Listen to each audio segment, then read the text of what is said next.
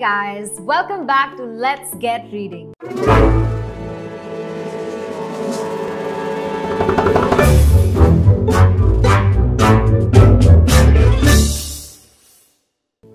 Doctor APJ Abdul Kalam ji का एक famous quote है, give 1 hour a day exclusively to book reading and you will become a knowledge center in a few years.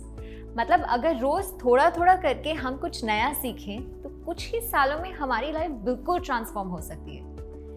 Learning extra curricular reading और पढ़ाई दोनों से होती है। आपको स्कूल में तो बहुत सारे सब्जेक्ट्स पढ़ाए ही जाते हैं और जैसे जैसे आपका ग्रेड बढ़ता है नंबर ऑफ सब्जेक्ट्स भी बढ़ते जाते हैं, राइट?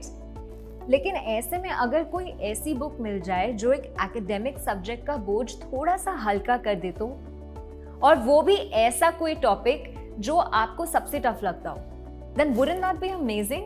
आज मैं आपको एक ऐसी ही किताब के बारे में बताऊंगी जो सिविक्स से रिलेटेड एक बहुत ही इंपॉर्टेंट टॉपिक को बड़ी इजीली समझा देगी, and that too in a very fun way. So without further ado, let's see what this book is.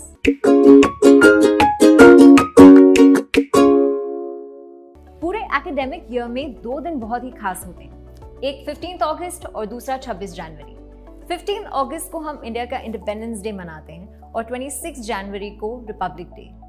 15 अगस्त 1947 में इंडिया ब्रिटिश रूल से आज़ाद हुआ था, इसलिए उसे इंडिपेंडेंस डे कहा जाता है। लेकिन क्या आपको पता है कि 26 जनवरी को रिपब्लिक डे क्यों कहते हैं? 26 जनवरी को ऐसा क्या खास हुआ था कि ये दिन हमारे लिए इंडिपेंडेंस डे जितना ही इंपॉर्टेंट है?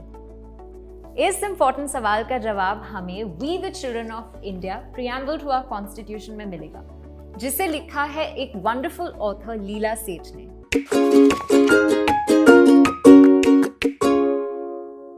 आजकल लड़के लड़कियों में कोई फर्क नहीं रह गया, लेकिन इंडिया के इंडिपेंडेंट होने के बाद भी कई सालों तक सोसाइटी ये बिलीव नहीं कर पाती थी कि लड़कियां भी अपने लाइफ में, अपने करियर में कुछ मुकाम हासिल कर सकती हैं।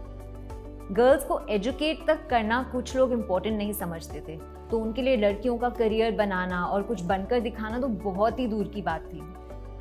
लेकिन ऐसी कई महिलाएं थीं जिन्होंने ये स्टीरियोटाइप्स ब्रेक किए और ये साबित कर दिया कि लड़कियां किसी से भी कम नहीं होती। कुछ ऐसी ही पाथ ब्रेकिंग सोच इस किताब की ऑथर लीला सेठ जी की भी थी। वो भारत की पहली महिला चीफ जस्टिस और दिल्ली हाई कोर्ट में बनने वाली पहली महिला जज थी। इसके अलावा इन्होंने free and compulsory education for children जैसे इनिशिएटिव में भी बहुत अहम रोल निभाया। Isn't that amazing? लीला जी का जन्म 1930 में लखनऊ में हुआ था।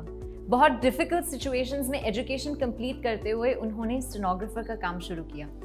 शादी के बाद वो लंदन शिफ्ट हो गई और वहां जाकर उन्होंने लॉ की पढ़ाई करनी शुरू की। लंदन बार एग्जाम को टॉप करने वाली वो पहली महिला थी। बाद में उन्होंने सिविल सर्विस का एग्जाम भी टॉप किया और एक IAS ऑफिसर बन गई। ये सब उन्होंने तब अचीव किया जब कोई लड़कियों को स्कूल तक भेजने की नहीं सोचता था। Can you believe this? I am so blown away by हर। अब सोचिए, जब लीला सेठ की कहानी इतनी इंस्पायरिंग है तो उनकी किताब कितनी वैल्यूबल होगी। तो चलिए let's take a look at we the children of India.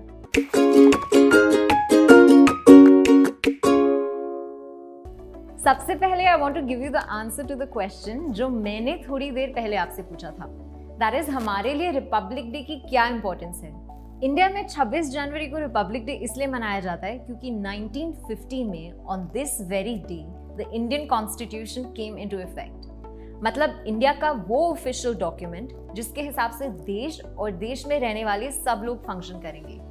ये डॉक्यूमेंट बहुत ही लंबा है और इसे ड्राफ्ट करने में काफी वक्त लग गया था, मगर we the children of India की ये खासियत है कि इसमें लीला सेठ जी ने कॉन्स्टिट्यूशन को बहुत ही सिंपल शब्दों में समझाया। इनफैक्ट वो इस बुक में सिर्फ इंडियन कॉन्स्टिट्यूशन के फर्स्ट सेंटेंस को एक्सप्लेन करती हैं। That's right, just the first sentence. Now you must be thinking कि बस एक सेंटेंस में पूरी book? That is Indeed true, और वो इसलिए है क्योंकि ये सेंटेंस हमारी कंट्री और उसके लोगों के लिए बहुत इंपॉर्टेंट है। इंडियन कॉन्स्टिट्यूशन के इस फर्स्ट सेंटेंस के लिए एक टर्म भी है, the preamble. The preamble of the Indian constitution reads like this: We, the people of India, having solemnly resolved to constitute India into a sovereign, socialist, secular, democratic republic, and to secure all its citizens justice, social, economic, and political, liberty of thought, expression, belief, faith, and worship, equality of status and of opportunity, and to promote among them all fraternity, assuring the dignity of the individual and the unity of the integrity of the nation. In our Constituent Assembly, this 26th day of November 1949, do hereby adopt, enact, and give to ourselves this Constitution. Oh my God, that was really long. Basically, this whole complicated sentence, जिसे preamble कहते हैं, summarizes the complete Constitution of India, which sets the framework of how our country must run. ये book बहुत ही informative and descriptive है. इस book का genre children's non-fiction बताया गया है, क्योंकि बुक का इंटेंशन बच्चों को कॉन्स्टिट्यूशन के बारे में बताना और उनकी सोशल अवेयरनेस बढ़ाना है. वैसे इंडियन कॉन्स्टिट्यूशन के बारे में जानना तो सभी के लिए इम्पोर्टेंट है, because it talks about every Indian citizen's duty towards his और her country and its people. But इसकी इम्पोर्टेंस को समझने के लिए एंड टू इंश्योर कि ये सही तरह से फॉलो हो, बच्चों को कॉन्स्टिट्यूशन के बारे में सिखाना और भी ज़्यादा इम्पोर्टेंट है, क्योंकि बच्चे ही तो देश और दुनिया का फ्यूचर होते हैं, राइट? यानी कि आप सब. But you must be thinking कि कॉन्स्टिट्यूशन जो इतना बड़ा टर्म है और जिसके बारे में हम जनरली सेकेंडरी स्टैंडर्ड्स में पढ़ते हैं, क्या इसे हम इस उम्र में समझ पाएंगे? वेल, इस सवाल का जवाब इस किताब में छुपा है. आई एम श्योर आज तक सोशल साइंस का कोई भी टॉपिक पढ़ना आपको इतना इंटरेस्टिंग और ईजी नहीं लगा होगा जितना ये बुक पढ़कर आपको लगेगा.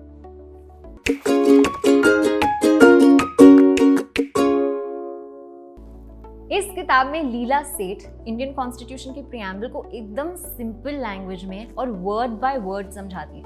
I mean literally word by word.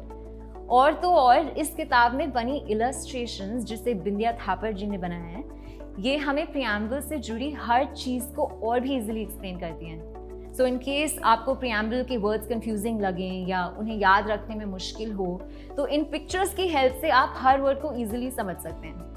Moreover, these pictures just make this book look more beautiful and colorful. ये बुक हमें ये बताती है कि कॉन्स्टिट्यूशन एक्चुअली क्या है, ये किस तरह हमारे देश के लिए एक रोड मैप और रूल बुक है, और इसे कब और किसने बनाया था. लीला सेठ हमें इस किताब के जरिए और भी कई सारी डिटेल्स देती हैं. लाइक कॉन्स्टिट्यूशन की टोटल 3 ऑफिशियल कॉपीज बनी थी, जिनमें से 2 हैंड रिटन विद इलस्ट्रेशंस थी और तीसरी एक printed version of the constitution थी. इसके अलावा कुछ inside stories, for example Indian constitution पर सिग्नेचर करते वक्त जवाहरलाल नेहरू कॉन्स्टिट्यूशन को लेकर इतने खुश थे कि वो प्रेसिडेंट राजेंद्र प्रसाद का सिग्नेचर करने के लिए स्पेस ही छोड़ना भूल गए. इस बुक में ऐसी कई मजेदार किस्से हैं.